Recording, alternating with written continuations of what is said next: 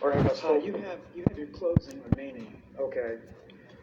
Members of the legislature, I'm like Old Man River.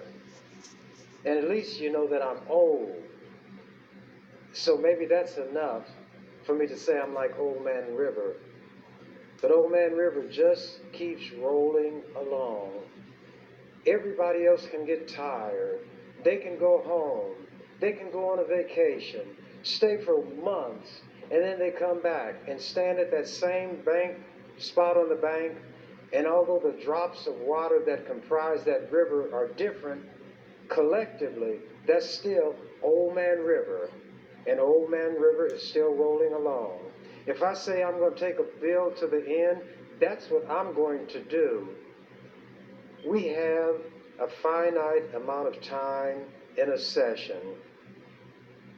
That's why time is always on my side. Our sessions are not open-ended.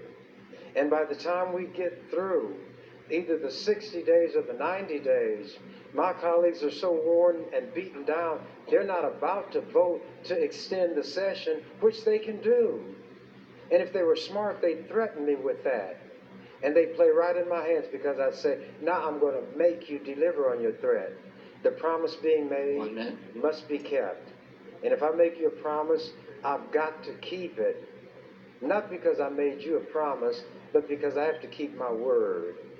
And when things got off the track this morning, I did make a statement that was presumptuous. I said, I'm going to kill this bill. But then I amended it and said, if I can't kill the bill, I will kill time. And that's what I will do. So however many may leave this floor, it's of no moment to me. We have a much wider audience, as one of my colleagues found out, whom I will not identify.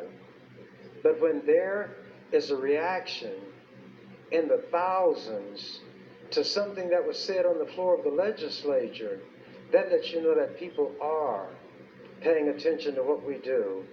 And they don't trust politicians. And by the way, even though they vote Republican because they're trained. That's time. Thank you, Mr. President. Thanks, Mr. Chairman.